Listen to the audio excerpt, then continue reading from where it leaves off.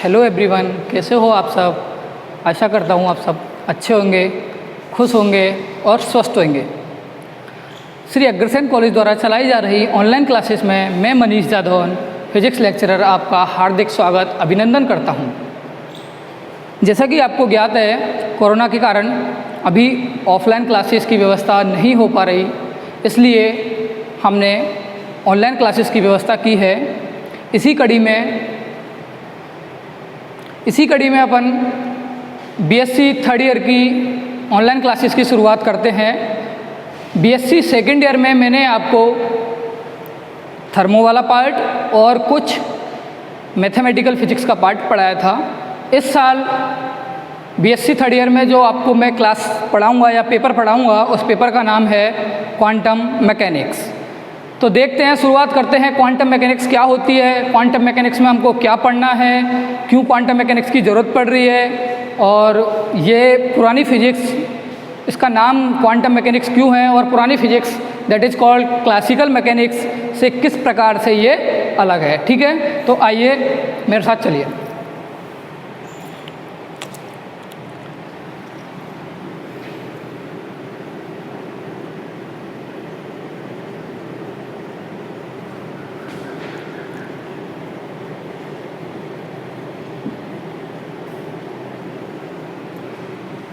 दोस्तों, quantum mechanics की 5 unit हैं।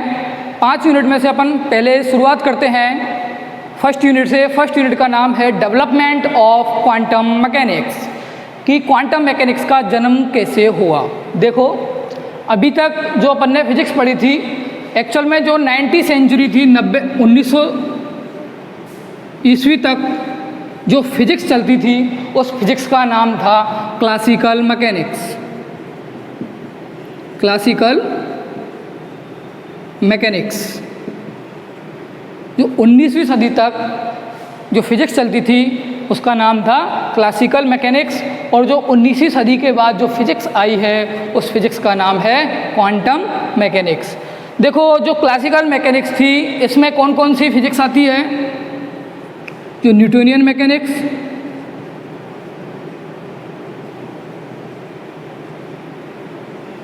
न्यूटोनियन मैकेनिक्स और मैक्सवेल इलेक्ट्रोडायनेमिक्स। मैक्सवेल इलेक्ट्रो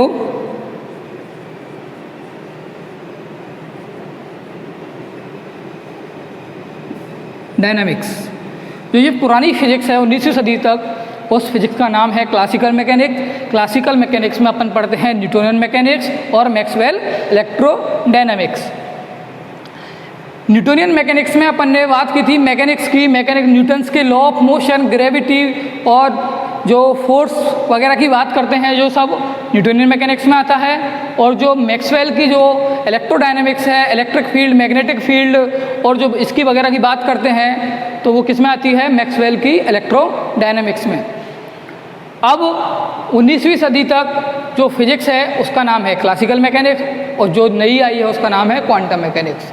देखो, क्वांटम मैकेनिक्स की ज़रूरत क्यों पड़ी, क्या इसमें क्लासिकल मैकेनिक्स में ऐसी क्या कमी थी कि हमें एक नई फिजिक्स की ज़रूरत पड़ गई और उस फिजिक्स का नाम पड़ गया क्वांटम मैकेनिक्स। तो जो क्लासिकल मैकेनिक्स थी, वो अपने 3 फिजिक्स के प्रिंसिपल हैं बेसिकली, उनको एक्सप्लेन करने में असमर्थ रही। जो क्लासिकल मैकेनिक्स है, न्यूटन की जो फिजिक्स है, न्यूटन्स के लॉ ऑफ मोशन है, मैक्सवेल की इलेक्ट्रोडायनामिक्स है, मैक्सवेल की फोर्थ इक्वेशन है। मैक्सवेल की इक्वेशन आपको याद होगा, curl divergence of E is equals to rho upon epsilon naught, Maxwell first equation. And Maxwell second equation is, इसको लॉ ऑफ इलेक्ट्रॉनिक्स भी बोलते हैं, divergence of B is equals to 0, divergence of magnetic field is 0, divergence of electric field is rho upon epsilon not. And third equation of Maxwell is curl of E, electric field का curl क्या होता है, minus del V vector by del T. And fourth equation is curl of B, magnetic field का curl क्या आता है, mu naught J plus mu naught epsilon naught del E vector upon del T, that is Maxwell fourth equation. Actual में ये Gaussian equation है, ये Gauss form of magnetic field है, Gauss form of electric field है। Maxwell का only contribution in this equation, ये ampere law है actual में। ये अगर इतने से पार्ट को छोड़ दें अपन तो ये एम्पियर लॉ है, और एम्पियर के लॉ में मैक्सवेल ने करेक्शन किया था, जो मैक्सवेल की फोर्थ इक्वेशन के नाम से जाना जाता है। उनके ही सम्मान में, मैक्सवेल के इस सम्मान में इन चारों इक्वेशंस को एक जगह इकट्ठा करके हम मैक्सवेल की चारों इक्वेशन या मैक्सवेल की फोर्थ इक्वेशन बोलते हैं, जो इलेक्ट्रोडायनामिक्स की नींव का एक पत्थर के रूप में साबित होती हैं। ठीक है, तो जो ये मैक्सवेल की इक्वेशन है, न्यूटोनियन मैकेनिक्स है, न्यूटन्स लॉ हैं, न्यूटन्स के फोर्स के लॉ हैं, वो सारे के सारे 3 प्रिंसिपल हैं फिजिक्स के, उनको अच्छी तरीके से या बोले तो उनको कंप्लीटली एक्सप्लेन नहीं कर पाते। उसमें से पहला नाम आता है ब्लैक बॉडी रेडिएशन। पहला नाम क्या है, ब्लैक बॉडी रेडिएशन।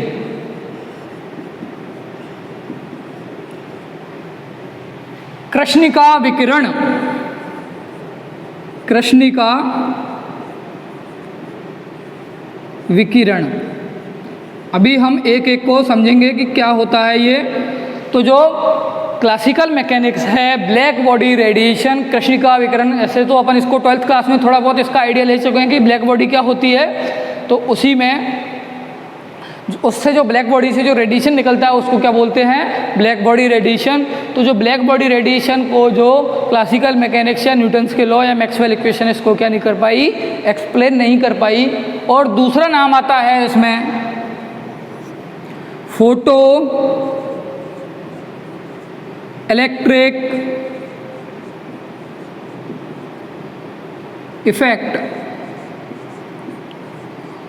दूसरा नाम क्या है, फोटो इलेक्ट्रिक इफेक्ट। समझ रहे हो ना, प्रकाश विद्युत प्रभाव दूसरा नाम है इसमें। हिंदी में इसको बोलते हैं प्रकाश विद्युत प्रभाव। तो दूसरा है प्रकाश विद्युत प्रभाव को भी जो क्लासिकल मैकेनिक्स है उसको अच्छी तरीके से एक्सप्लेन नहीं कर पाई, और ब्लैक बॉडी रेडिएशन, प्रकाश विद्युत प्रभाव, और थर्ड आता है आपका कॉम्पटन प्रभाव, कॉम्पटन इफेक्ट या कॉम्पटन प्रभाव। कॉम्पटन एक साइंटिस्ट का नाम है।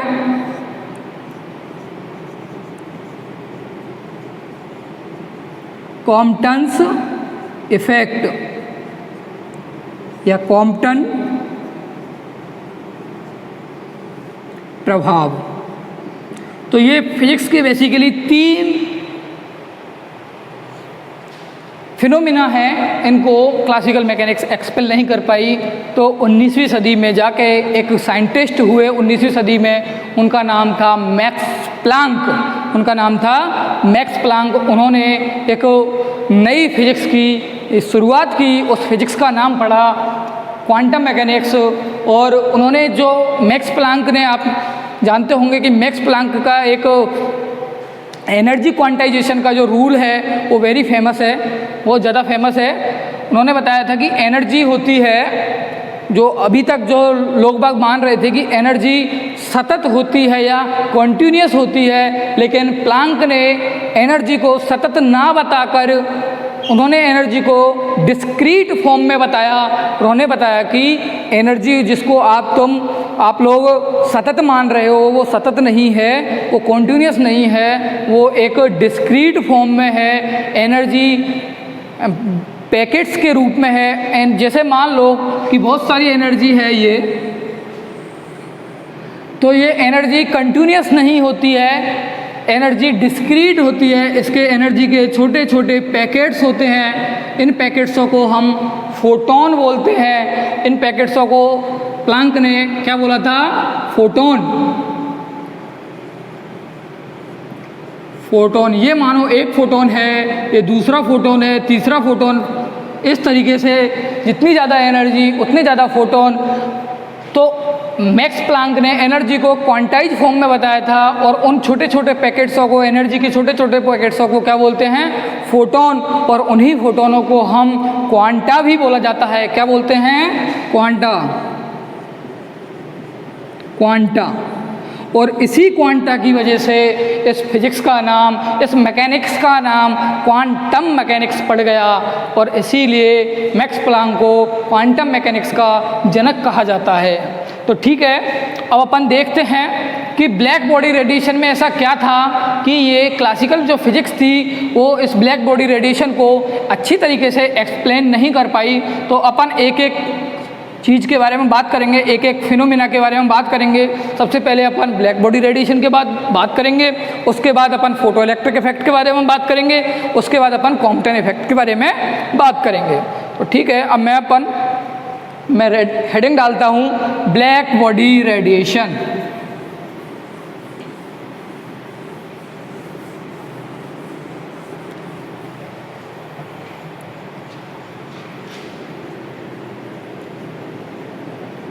ब्लैक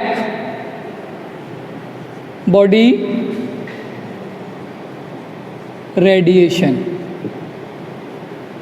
कृष्णिका विकिरण।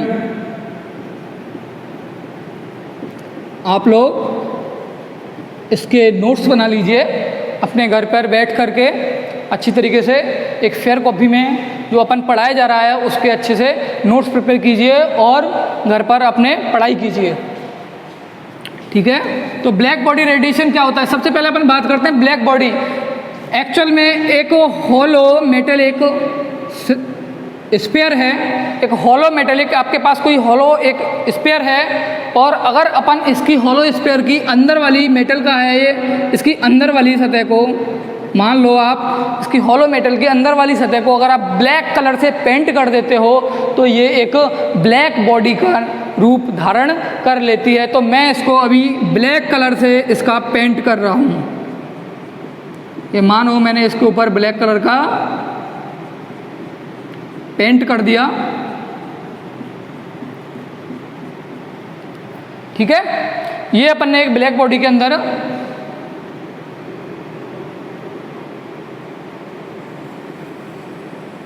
ये देखो, ये एक क्या है? Black body.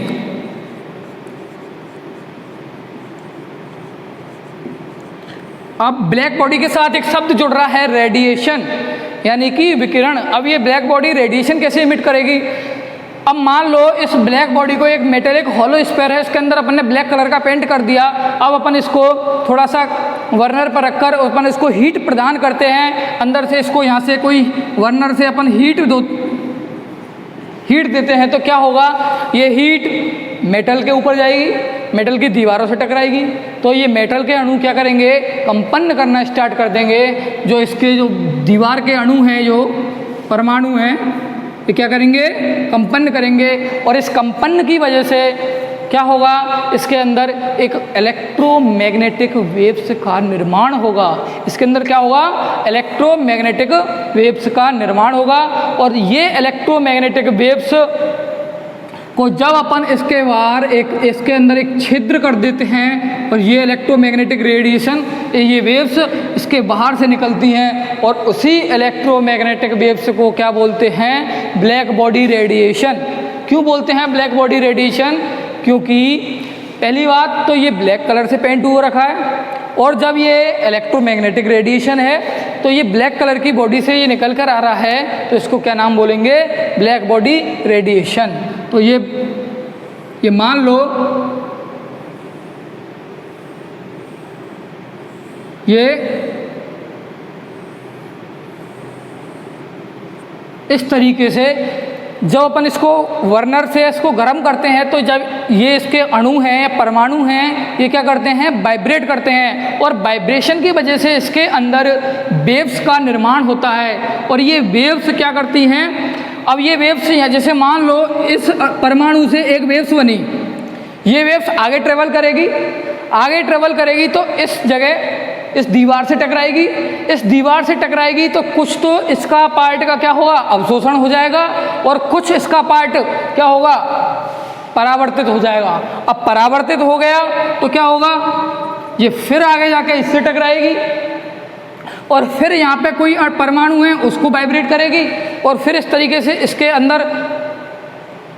इसके अंदर परावर्तन और अवशोषण की प्रक्रिया चलती रहेगी, और इस तरीके से इस पूरी ब्लैक बॉडी के अंदर, इसके पूरे पार्ट के अंदर रेडिएशन फुलफिल हो जाएगा। और जब अपन इसके अंदर एक छिद्र कर देंगे तो ये रेडिएशन इससे बाहर निकलेगा, और इस बाहर निकलने वाले रेडिएशन को क्या बोलेंगे, ब्लैक बॉडी रेडिएशन। समझ में आया? अरे समझ में आया क्या? Black body radiation. अब देखो यहाँ तक तो बात समझ में आई,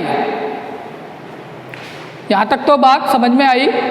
अब अपन देखते हैं कि इस ब्लैक बॉडी रेडिएशन में ऐसी क्या प्रॉब्लम आ गई कि क्लासिकल फिजिक्स इसको एक्सप्लेन नहीं कर पाई। देखो क्या होता है, जब इस स्पेक्ट्रम का या इस रेडिएशन का हमने स्पेक्ट्रम बनाया, जब हमने इस रेडिएशन का ग्राफ बनाया, रेडिएशन है, तरंग है। अब देखो ये तरंग है तो तरंग है, रेडिएशन मतलब तरंग, इलेक्ट्रोमैग्नेटिक वेव्स। अब अगर तरंग है तो इसके पास क्या होगी, तरंग दैर्घ्य होगी। जानते हो आप सब, अगर कोई वेव्स है तो उसके पास क्या होगी, तरंग दैर्घ्य होगी, लैम्बडा। और लैम्बडा है तो उसकी आवृत्ति भी होगी न्यू। तो ऊर्जा भी होगी ई, तो ऊर्जा घनत्व भी होगा। ऊर्जा घनत्व क्या होता है, energy per unit area per unit volume. ऊर्जा घनत्व, इसको मान लो यू लैम्बडा से डिनोट कर देता हूं मैं। यू लैम्बडा क्या है, ऊर्जा घनत्व। तो जब हम ऊर्जा का या ऊर्जा घनत्व का लैम्बडा के साथ ग्राफ बनाते हैं तो जब देखते हैं तो ये ग्राफ कुछ इस तरीके का आता है। ये मान लो उत्सर्जन क्षमता या ऊर्जा है, घनत्व energy per unit time per unit area energy density, और ये लैम्बडा वेवलेंथ। जब इसका अपन क्या बनाते हैं, ग्राफ बनाते हैं, तो ग्राफ कुछ इस तरीके का प्राप्त होता है। शुरुआत में तो ये बढ़ता है फिर बाद में कम होता है, इस तरीके का ग्राफ बनता है। ये किसी पर्टिकुलर ताप पर होता है, ये किसी पर्टिकुलर ताप पर होता है। मान लो जब इसको गर्म करते हैं तो इस तरीके से गर्म किया जाता है कि इसका ब्लैक बॉडी का ताप क्या रहे, नियत रहना चाहिए। ताप क्या रहना चाहिए, ये वेरी इंपॉर्टेंट है, इसको याद रखना। ताप क्या रखना है अपन को, इसको गर्म करते हुए इसका ताप रखना है नियत। जब अपन ताप नियत रखेंगे तो अपन ऊर्जा तो मिल ही रही है, लेकिन ताप नियत है तो क्या होगा, जितना ही ऊर्जा का उत्सर्जन होगा उतना ही ऊर्जा का अवशोषण होगा। जितनी ऊर्जा अवशोषित होगी उतनी ही उत्सर्जित होगी। इसका मतलब इसका जो ताप है नियत रहेगा। तो जब ताप नियत रहता है तो अपन जब इसका ग्राफ बनाते हैं ऊर्जा घनत्व का और लैम्बडा का या तरंग दैर्घ्य का, तो इस तरीके का प्राप्त होता है। तो ये पहले तो बढ़ता है, किसी मान लो किसी ताप T1 पर ये ग्राफ है, किसी ताप T1 पर ये ग्राफ है। जब ताप को अगर आप बढ़ा दोगे, जब आप ताप बढ़ाओगे तो ग्राफ इस तरीके का आता है। ये T1 है और ये मान लो कोई ताप है T2, और जब ताप और T3 हो जाएगा तो ग्राफ इस तरीके का आएगा। समझ रहे हो, ये T1 पर है, ये T2 पर है, ये T3 पर है, ये T1 पर है। जहाँ T1 greater than T2 greater than T3, सबसे ज़्यादा ताप किसका है, T1 का, उसके बाद T2 का, उसके बाद T3 का। सबसे ज़्यादा ताप है T1 का, ताप कम किया T2, ये T3। समझ रहे हो। तो ये मान लो लैम्बडा 1 है ये लैम्बडा 2 है और ये लैम्बडा 3। तो ये कुछ इस तरीके का ग्राफ आता है। इस ग्राफ को अपन अगली वीडियो में डिस्कस करेंगे। तो ये ग्राफ, इसको जो क्लासिकल फिजिक्स है उसको एक्सप्लेन नहीं कर पाई कि पहले ये क्यों तो बढ़ रहा है, फिर ऊपर जाके किसी T1 या किसी लैम्बडा पर ये मैक्सिमम क्यों हो रहा है और फिर बाद में क्यों घट रहा है। जैसे ही ताप कम करते हैं तो ये फिर आगे शिफ्ट क्यों हो जाता है, क्यों ये बढ़ता है फिर घटता है। तो इसको एक्सप्लेन क्लासिकल फिजिक्स नहीं कर पाई। तो उसको फिजिक्स को एक्सप्लेन करने के लिए नई फिजिक्स आई जिसका नाम है क्वांटम मैकेनिक्स। तो इसको अपन नेक्स्ट वीडियो में डिस्कस करेंगे। तब तक के लिए अपने घर पर रहें, सुरक्षित रहें, अपनों का ख्याल रखें और थैंक यू, धन्यवाद।